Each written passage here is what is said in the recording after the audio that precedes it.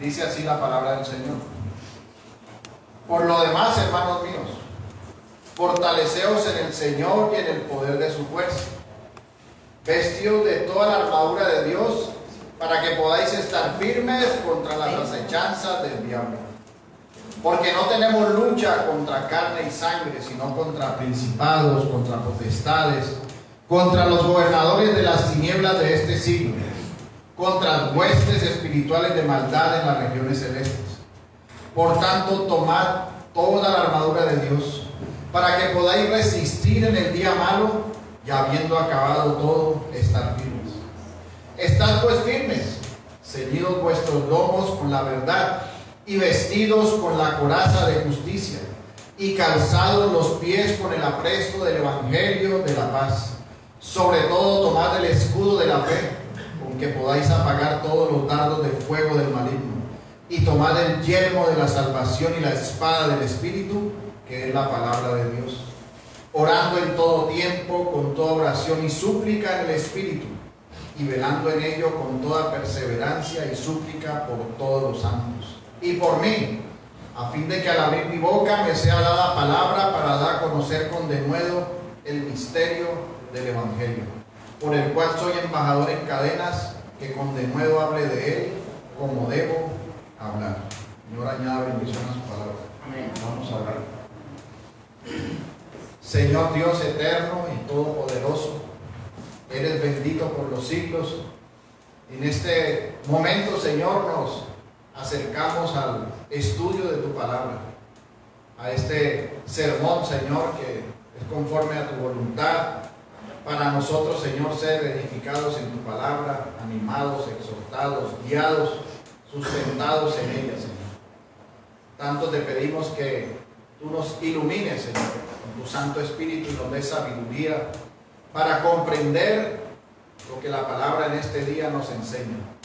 Que seas tú, Señor, fortaleciéndonos en ella y ayudándonos para que podamos guardarla en nuestras mentes, en nuestros corazones, como ese tesoro que debe ser guardado para ponerlo por obra, para entender, Señor, tus maravillas, tu grandeza, tus proezas, pues tú eres Dios hacedor de maravillas. Nosotros confiamos en ti, Señor. Guíanos en esta tu palabra y permítenos tener claridad y entendimiento para poder, Señor, honrarte más, ser más humildes y vivir más para tu gloria. Te damos gracias en esta mañana. En nombre de Jesús. Amén. Bueno, mis hermanos, continuamos hoy con el tercer sermón acerca de la armadura de Dios. Les recuerdo que en sermones pasados, pues, pudimos entender cuál era nuestro enemigo, pudimos ver lo que era la armadura de Dios, a qué hacía referencia, y ya en el día de hoy entramos a mirar con más detalle la descripción que está haciendo el apóstol Pablo, inspirado por el Espíritu Santo, acerca de esta armadura que fue dada a los santos, a la iglesia. Así que hoy nos vamos a concentrar en el versículo 14, que dice así, de Efesios 6: Estad pues firmes, ceñidos vuestros lomos con la verdad, y vestidos con la coraza de justicia.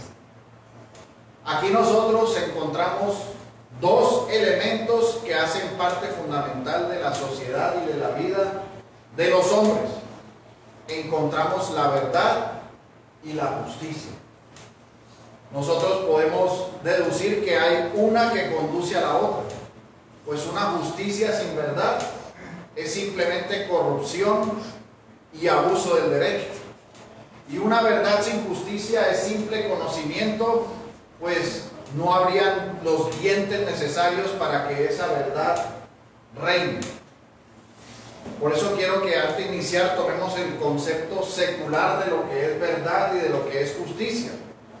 Y el diccionario de Oxford define la verdad de la siguiente manera: conformidad entre lo que una persona manifiesta y lo que ha experimentado, piensa o siente. Y la justicia está definida en el mismo diccionario como el principio moral que inclina a obrar y juzgar respetando la verdad y dando a cada uno lo que le corresponde.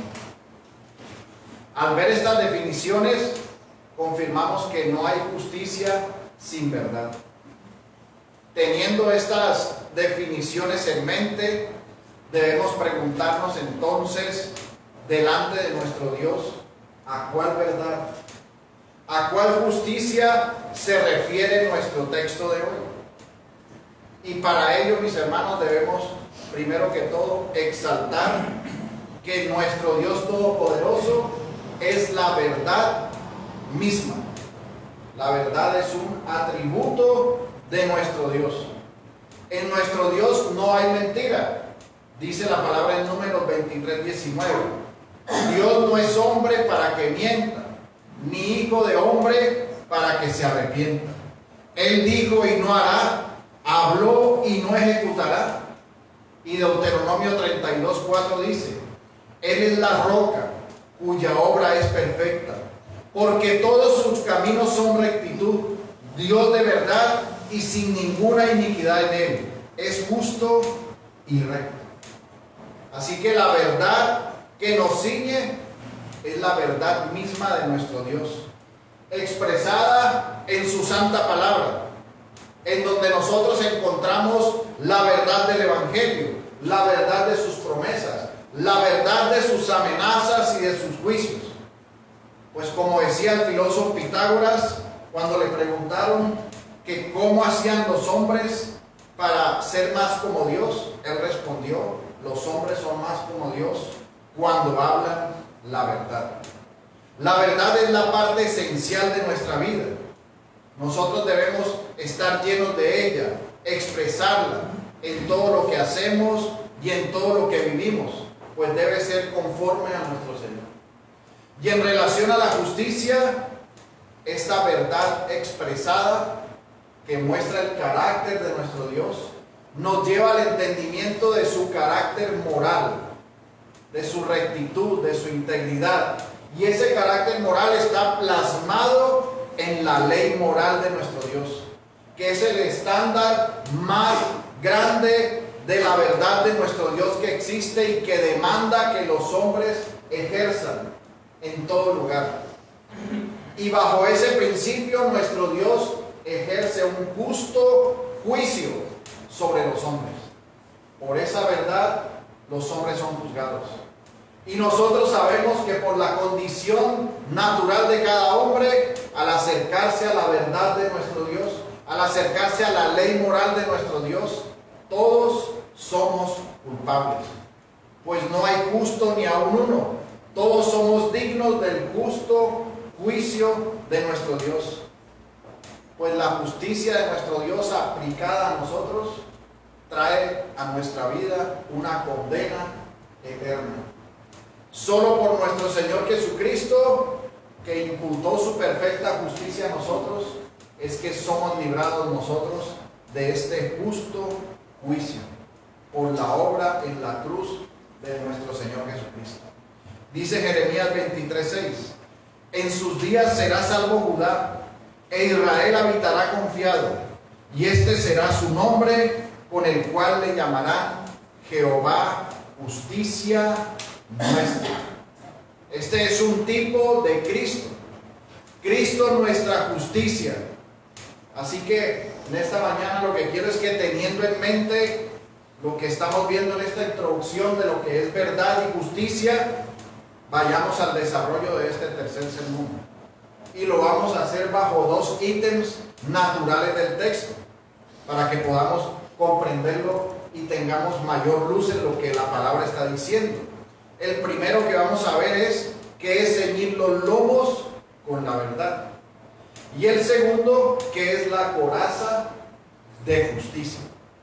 Entonces vayamos al primero, que es ceñir los lomos con la verdad. Entonces, volviendo a nuestro texto, en el versículo 14 que dice: estad pues firmes, ceñidos vuestros lomos con la verdad. Debemos entonces recordar nosotros, en primer lugar, que estamos hablando de una armadura. Estamos hablando de una armadura que es necesaria para una batalla incesante que el creyente debe librar todos los días de su vida. Y es por eso que este texto inicia diciendo: estad pues firmes. Firmes, es decir, no pueden estar las personas durmiendo, cayendo en sueño, no estando apercibidas de lo que deben hacer.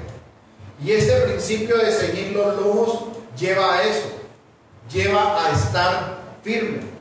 Pues en el contexto histórico de lo que era ceñirse los lomos, se hacía referencia a pararse, amarrar la túnica entre las piernas para cubrir el abdomen y así estar libre para enfrentar la batalla. Así que en un sentido espiritual, cuando el texto dice que debemos estar firmes, es porque cada creyente se para y se ciñe de esa verdad, estando listo y preparado para la batalla que debe enfrentar. Eso es lo que el texto nos está haciendo referencia. El apóstol está ilustrando a través de un ejemplo clásico de un soldado, cómo era que se ceñían los lomos, para que así el creyente espiritualmente entienda que tiene que estar listo, para emprender la batalla, pero debe estar listo con la verdad, porque dice que se ciñan los lomos con la verdad. Ahora, ¿de dónde viene esta verdad? Nos preguntamos nosotros. Esta verdad, mis hermanos, nace en nosotros por el Evangelio, porque nosotros escuchamos el mensaje del Evangelio. Dice Efesios 1, versículo 13: en él también vosotros, después de escuchar el mensaje de la verdad, el Evangelio de vuestra salvación, y habiendo creído, fuisteis sellados con él, en él, con el Espíritu Santo de la promesa. Entonces, por la verdad escuchada, la santa palabra de Dios, quien nos ha sido dejada como un precepto para nacer a la vida nueva. Pues nuestro Dios, conforme a su voluntad y a su consejo eterno, determinó que el medio instrumental por el cual los hombres eran llamados a vivir en la verdad, a vivir conforme a la voluntad de Dios, a tener vida nueva, era a través de la verdad del Evangelio. No hay otra forma. Los hombres no pueden ser conducidos a vivir la nueva vida en Cristo por el testimonio de una persona, o por ver una película, o porque ven un acontecimiento que los deslumbró. No, mis hermanos, el medio establecido es la verdad del Evangelio de nuestra salvación.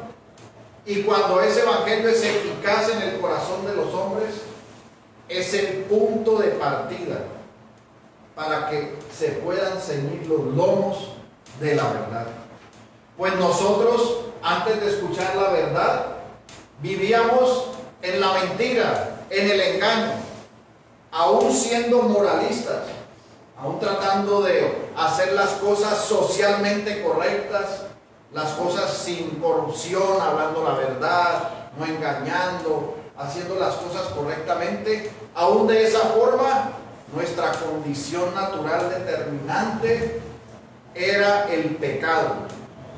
Era, como dice la palabra, ser hijo del padre de la mentira. Así que en nosotros mismos no había verdad necesaria para pararnos firmes y para ceñir nuestros lomos delante de nuestro Dios. Al contrario, estábamos listos para recibir el justo juicio de condenación de nuestro Dios. Y sabemos que el apóstol aquí está hablando a los creyentes, a la iglesia del Señor, y le está diciendo que deben pararse firmes. Así que esta verdad inicial que tienen los hombres nacidos de nuevo, la iglesia del Señor, los creyentes en su corazón, es la semilla del Evangelio, que es la verdad inmutable de la palabra de nuestro Dios, acompañada del sello del Espíritu Santo. Y este sello del Espíritu Santo que está confirmando y que introduce la verdad en nuestros corazones, al haber sido sellados por esta verdad, habrá una acción consecuente de esa verdad. Y es que el hombre tendrá que dar fruto de verdad en su vida. Y esta promesa establecida por la Escritura está ratificada por nuestro Dios, que es la verdad misma, como vimos en la introducción. Está ratificada por aquel que su palabra es ley en sí misma, porque su palabra proviene de su esencia, que Él es verdadero en sentido moral, sin errores, sin engaño. No hay nada verdadero sino todo lo que proviene de nuestro Dios. Y con esa firmeza es que estamos recibiendo su palabra inerrante, infalible. Y esa palabra inerrante, infalible, ha determinado que los hombres tendrán su punto de partida para vivir en la verdad a través del llamado hecho por el Evangelio de la verdad, por la palabra de Dios. Dice Primera de Reyes 8:56, bendito sea el Señor, que ha dado a reposo a su pueblo Israel, conforme a todo lo que prometió. Ninguna palabra ha fallado de toda su buena promesa que hizo por medio de su siervo Moisés. Este texto dice que ninguna palabra ha fallado de toda su buena promesa. Y esa buena promesa y esa palabra que no falla está vigente, mis hermanos, porque nuestro Dios no cambia, es la verdad en sí mismo. Y la verdad establecida para los hombres ha sido la verdad del Evangelio, para que nazcan a una vida nueva y tengan su punto de partida para poder seguir sus lomos con la verdad. Porque el hombre en sí mismo no puede producir la verdad. Así que estos compromisos ciertísimos están sujetos a la verdad en cumplimiento. Y la palabra señala que todo será cumplido. Así que nuestro Dios verdadero implanta la verdad en el corazón de los hombres. Y el resultado de esa verdad es el fruto del Espíritu en toda verdad y justicia. Dice Efesios capítulo 5, versículo 9. Porque el fruto del Espíritu es en toda bondad, justicia y verdad. Así que estamos ceñidos por una verdad que no salió de nosotros mismos. Una verdad que fue implantada por escuchar la verdad del Evangelio. Y que una vez escuchada es sembrada para que dé fruto por medio del sello del Espíritu Santo. Y ese fruto de la verdad lo vamos a ver en la vida de cada uno en forma interior y en forma exterior. Y esa acción de esa verdad interior y exterior, que es una vida en integridad, que es una vida procurando cada día, desechando la mentira, las obras de la carne, para que sea resaltada la verdad, esa, mis hermanos, es el ceñirse los lomos con la verdad. Nuestro Dios ha hecho todo, pero también hay una responsabilidad del hombre. Y la responsabilidad del hombre no lo justifica, no lo salva, no puede hacer nada para ser salvo. Pero la responsabilidad del hombre señala el fruto de lo que hay en su corazón. Y si en el corazón de un hombre ha sido sembrada la verdad del Evangelio, el fruto que tiene que dar es verdad del Evangelio. No puede ser un hombre que diga que tiene sembrada la verdad del Evangelio cuando su vida es una completa mentira, que no deja en ningún momento el engaño, la estafa, la corrupción, el hablar lo que es contrario a la palabra de Dios.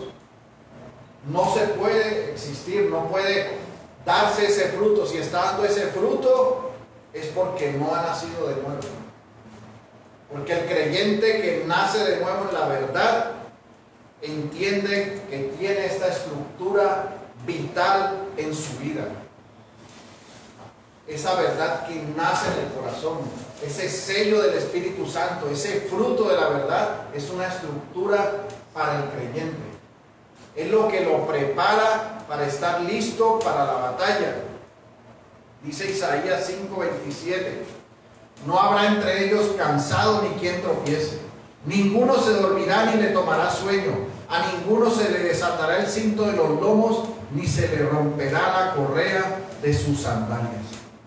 Así que esta verdad es una columna de la profesión de fe de los creyentes, que nos coloca en firmeza para poder enfrentar al adversario. Pues tener la verdad abre el entendimiento al conocimiento real y cierto del Dios que nosotros adoramos. Pues hay un falso evangelio y hay falsas profesiones de fe, y el fruto se revelará conforme a la doctrina recibida. Pero aquel que nace en la verdad puede empezar por la luz del Espíritu a entender lo que la palabra enseña doctrinalmente correcto por esa misma verdad. No se aparta ni se desvía de ese conocimiento real que es el Dios que adoramos, el Dios que podemos conocer. Sabemos que no podemos conocer el todo de Dios, pero sí lo que Él nos permite conocer de Él mismo. Y aquel que ha nacido de nuevo podrá tener su profesión de fe en esa verdad.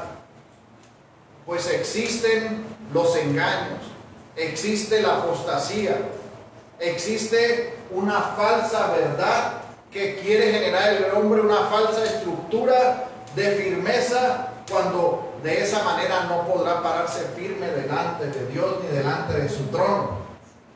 Dice 1 Timoteo 4:1, pero el Espíritu dice claramente que en los postreros tiempos algunos apostatarán de la fe, escuchando a espíritus engañadores y a doctrina de demonios. Así que nosotros, como la iglesia del Señor, debemos batallar por la verdad. La verdad está implantada en el corazón, en ese evangelio verdadero. Y podemos preguntarnos, ¿qué es el evangelio verdadero? El evangelio verdadero es el que señala la verdadera condición del hombre, lo coloca en la verdadera posición que debe estar. El hombre, como enseñaba un maestro, no es el protagonista de la historia de las Escrituras. El protagonista desde toda la historia de redención es nuestro Señor Jesucristo. Todas las cosas son para la gloria de Dios. Así que si el evangelio señala correctamente que Cristo es el todo en todos y que el hombre es un miserable, inválido, un andrajoso, un miserable pordiosero que necesita salvación, es el verdadero evangelio.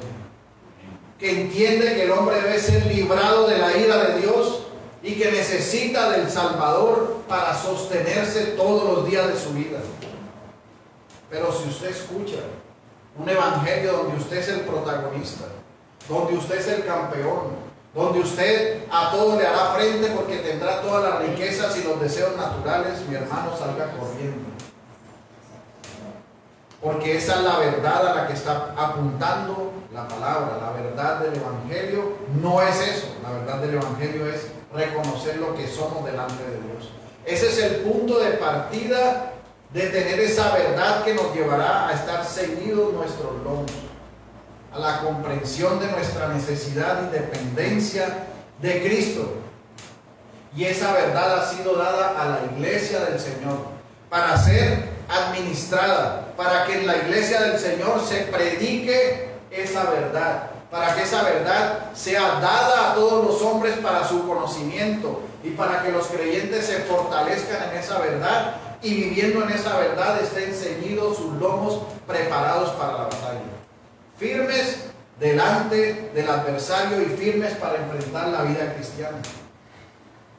Dice la palabra en 1 Timoteo 3:14, esto te escribo aunque tengo la esperanza de ir pronto a verte, para que si tardo sepas cómo debes conducirte en la casa de Dios, que es la iglesia del Dios viviente, columna y baluarte de la verdad.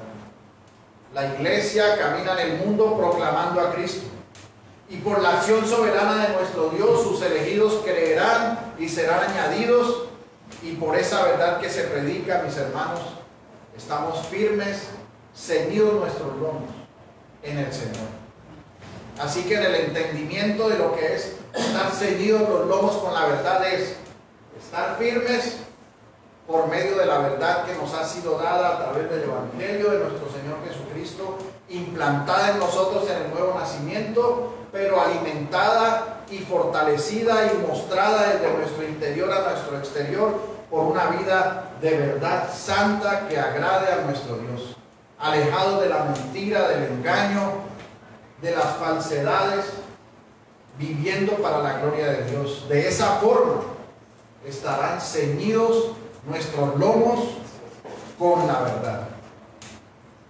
Esto nos lleva al segundo ítem, que es la coraza de justicia. Entonces, habiendo ilustrado lo que es estar ceñidos los lomos con la verdad, pasamos a la coraza de justicia. En primer lugar, veamos lo que es una coraza. Y para poder entender y tener más luz de lo que es esa coraza, miremosla en el contexto de la época en que se escribió la epístola. Y en este sentido, la coraza, que es inspirada en los soldados romanos, tenía diferentes tipos de corazas. Habían unas corazas que eran hechas de lino, de un lino pesado que llegaba hasta abajo y que cubría y que tomaba todo el cuerpo. Pero habían unas que eran hechas con pezuñas de un animal, que cortaban y rebanaban, muy delgadas, y las colgaban y las unían como si fuera un cuerno.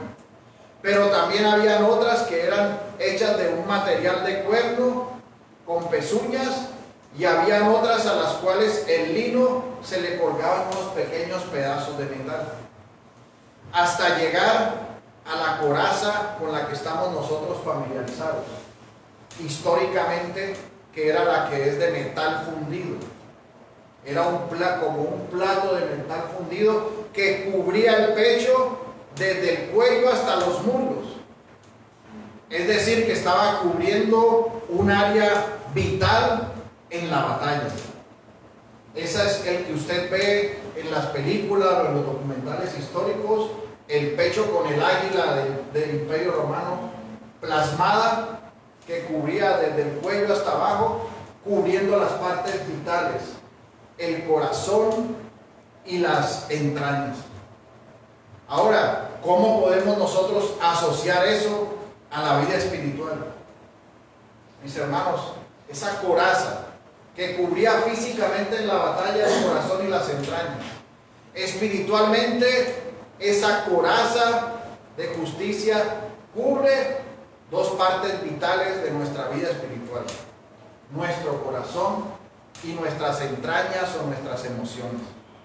Porque del corazón del hombre salen sus acciones, sus pensamientos.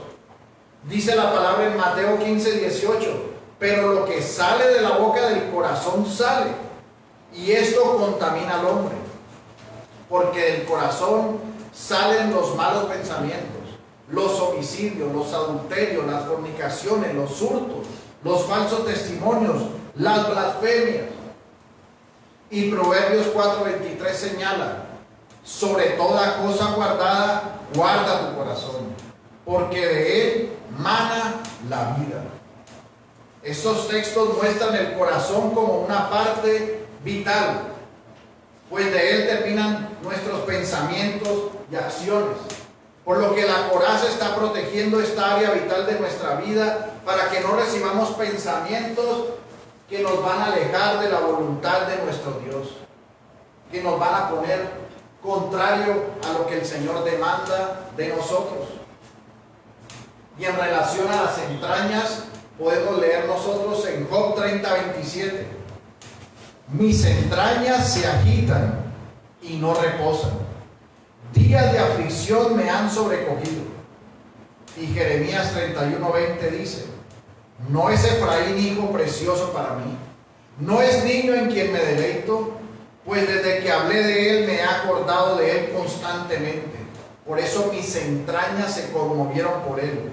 Ciertamente tendré de él misericordia, dice Jehová. Otro punto vital: las entrañas asociadas a las emociones. Y estas emociones, ¿cómo deben estar? Resguardadas para que estén guiadas por el Señor, para que estén en función de Él. no las que destruyen, las que llenan a los hombres en sus pensamientos de múltiples razones para ejecutar acciones emocionales lejos de la palabra de Dios. Como decía el Salmo, cuando está abatida o afligida el alma. Son sus entrañas, sus emociones, y estas deben estar guiadas hacia el Señor, hacia Cristo, hacia la palabra de Dios. Y la coraza está protegiendo en forma vital el corazón, nuestros pensamientos, las entrañas, nuestras emociones. Pero esta coraza no está simplemente dicha en el texto como una coraza, sino que se habla de la coraza de justicia. Una coraza espiritual acompañada de justicia. Y en ese sentido tenemos que determinar a qué justicia está haciendo referencia el texto. Para ello debemos ver tres tipos de justicia. Primero, la justicia que es del propio hombre o la autojusticia. Segundo, la justicia imputada. Y tercero, lo que los puritanos llamaron la justicia impartida o la justicia práctica. Veamos entonces si el texto se está refiriendo al primer tipo de justicia, la justicia propia. Esta hace referencia a la justicia que buscan los hombres para autojustificarse delante de Dios. Y nosotros vemos lo que la palabra señala de este tipo de justicia. Y de acuerdo a lo que vemos podemos concluir si la coraza de justicia, si esa justicia hace referencia a esta justicia o no. Mire lo que dice Lucas capítulo 18, versículo 9 en adelante. A unos que confiaban en sí mismos como justos y menospreciaban a los otros, dijo también esta parábola. Dos hombres subieron al templo a orar. Uno era fariseo y el otro publicano. El fariseo, puesto en pie, oraba consigo mismo de esta manera: Dios, te doy gracias porque no soy como los otros hombres, ladrones, injustos, adúlteros, ni aún como este publicano. Ayuno 2 veces a la semana, doy diezmos de todo lo que gano. Mas el publicano, estando lejos, no quería ni aún alzar los ojos al cielo, sino que se golpeaba el pecho diciendo: Dios, sé propicio a mi pecador. Os digo que éste descendió a su casa justificado antes que el otro, porque cualquiera que se enaltece será humillado, y el que se humilla será enaltecido. Así que la estructura básica de esta justicia propia es que el hombre confía en lo que él mismo hace, en sus acciones moralistas, en sus acciones de bondad, y piensa que estas acciones lo librarán y lo presentarán firme y justo delante de Dios. Y por el texto que acabamos de leer, si usted nota lo que se resalta en el versículo 9, dice: a unos que confiaban en sí mismos como justos y menospreciaban a los otros. Vemos nosotros que esta autojusticia o justicia propia es un gran engaño de los hombres, porque lo cierto es que el hombre está destituido de la gloria de Dios. Sabemos por la palabra que no hay justo ni aún uno, dice Romanos 3:10. Y bien dijo también el Señor a los fariseos que eran hipócritas en Lucas 16:14. Y oían también todas estas cosas los fariseos que eran avaros y se burlaban de él. Entonces les dijo: vosotros sois los que os justificáis a vosotros mismos delante de los hombres, mas Dios conoce vuestros corazones, porque lo que los hombres tienen por sublime delante de Dios es abominación. Y si leemos este texto en concordancia con Isaías 64:6, que dice: si bien todos nosotros somos como suciedad, y todas nuestras justicias como trapo de inmundicia, y caímos todos nosotros como la hoja, y nuestras maldades nos llevaron como viento. Así que podemos concluir que la justicia propia de los hombres no es más que trapo de inmundicia. No son más que unas justicias que son abominación delante de Dios. Porque el hombre por sí mismo no se puede justificar delante de Dios. No puede ser la coraza de justicia la que es tomada por la justicia propia de los hombres. Así usted sea el hombre más moralista de esta tierra. Así pague todos sus impuestos, cumpla con toda cabalidad, no le haga daño a nadie, no mate a nadie, deje pasar a todo el mundo en el carro. Usted está condenado delante de Dios. Porque todas esas obras suyas, como dijo George Whitefield, son pecados espléndidos. Usted no se puede justificar a sí mismo. Puede ser que delante de los hombres y en la estructura social veamos a personas, entre comillas, mejores que otros. Pero el fariseo, que cumplía con todo delante del publicano, no era más que una abominación delante de Dios. Así que su propia justicia no es la base de la coraza de justicia. Debe ser desechada su propia justicia de su corazón. Veamos la segunda justicia, la justicia imputada. Esta justicia imputada hace referencia a la justificación que hemos recibido todos aquellos que hemos sido salvados por nuestro Señor Jesucristo. ¿Y en qué consiste la justificación? En que nuestro Señor Jesucristo se nos ha imputado su perfecta obediencia, su perfecto cumplimiento a la ley, su perfecta justicia se ha sido imputada a nosotros, y a Él le fue imputado todo nuestro pecado. Y esta, mis hermanos, es la justicia que nos justifica delante de Dios. Leemos Romanos 5:12, dice así: justificados pues por la fe, tenemos paz para con Dios por medio de nuestro Señor Jesucristo. Porque por quien también tenemos entrada por la fe a esta gracia, en la cual estamos firmes y nos gloriamos en la esperanza de la gloria de Dios. Así que esta justicia imputada es el punto de partida de la justicia que ejercen los creyentes. No pueden ejercer la justicia por sí mismos, porque esto no los lleva a ningún lugar.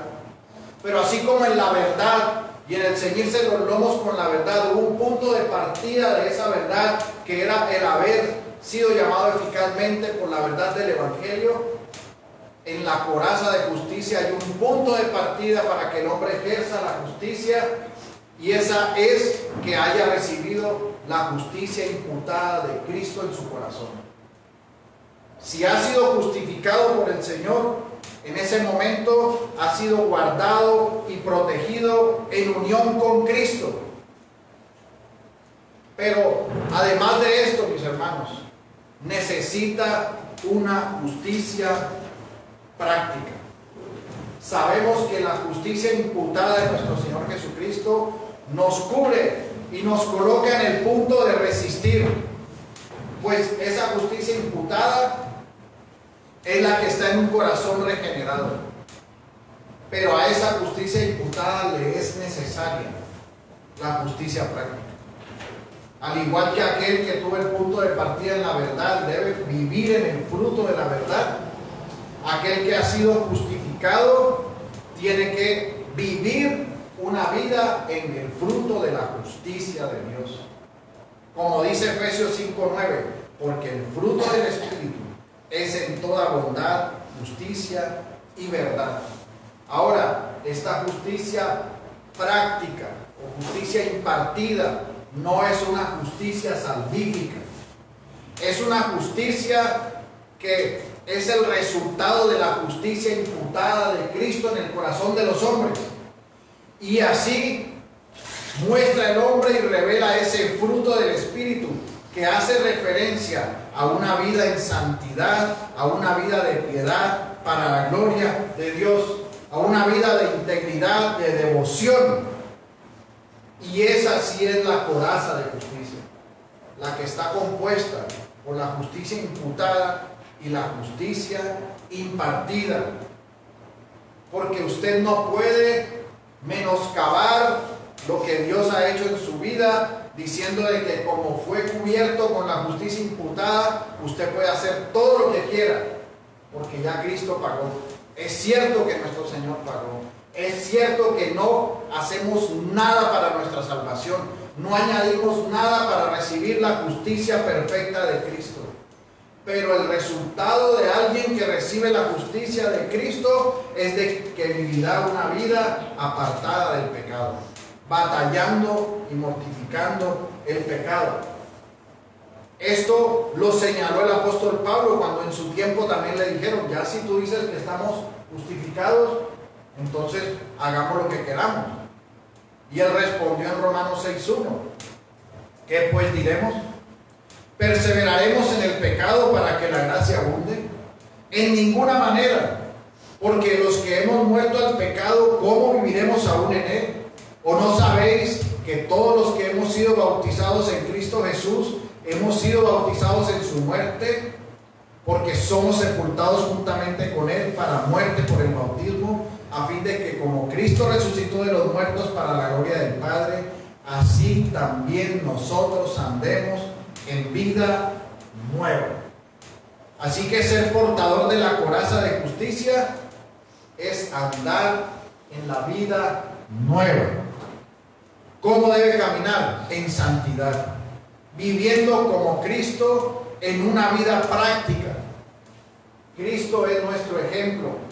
A Cristo seguimos. Decía el apóstol que debíamos ser imitadores de Cristo.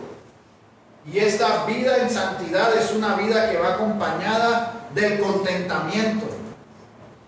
Y es un conjunto perfecto porque es una vida en el Espíritu. Una vida que libra el corazón de los pensamientos impuros, de los pensamientos que alejan de Dios, de las emociones malsanas que colocan a los hombres en condiciones de estar apartados de Dios. Ya fuimos salvados e imputados en Cristo.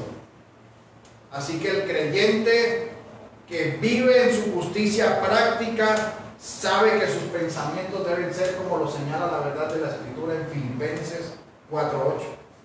Por lo demás, hermanos, todo lo que es verdadero, todo lo honesto, todo lo justo, todo lo puro, todo lo amable, todo lo que es de buen nombre, si hay virtud alguna, si algo digno de alabanza, en esto pensad.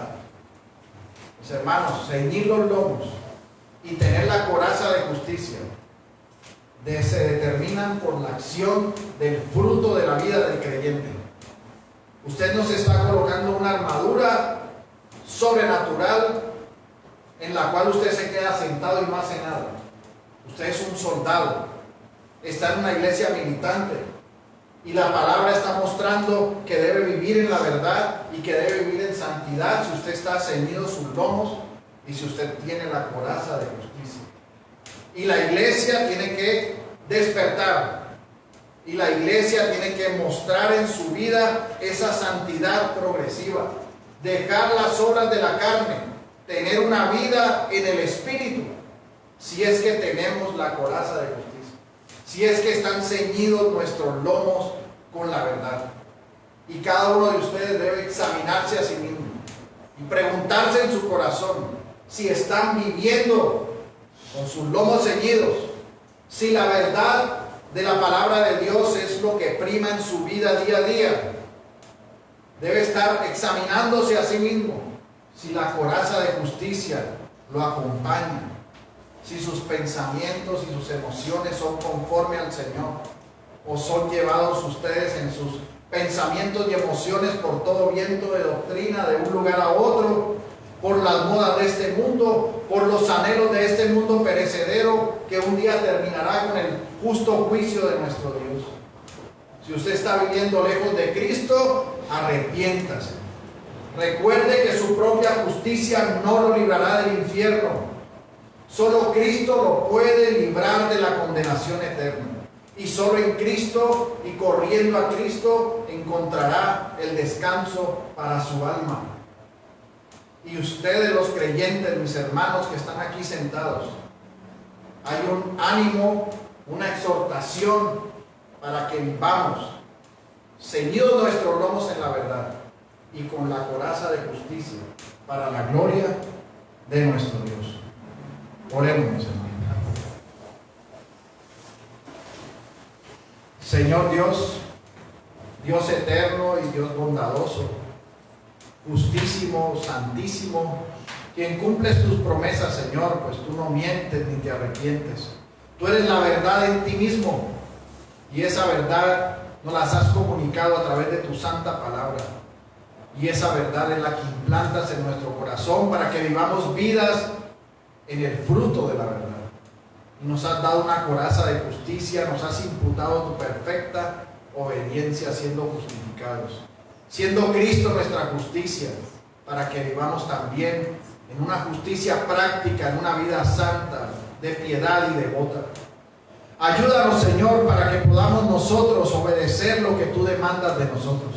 Sabemos que no estamos solos, que hemos sido sellados por el Espíritu Santo, por la promesa del Santo Espíritu. Y sabemos y reconocemos que somos débiles, que necesitamos de ti, Señor. Fortalécenos y ayúdanos para que podamos estar firmes y podamos resistir en esta batalla, en esta militancia en que estamos en este mundo, hasta que tú nos llames a tu presencia, en donde estaremos contigo por la eternidad. Te damos gracias en el nombre de Jesús. Amén. Bueno, mis hermanos, vamos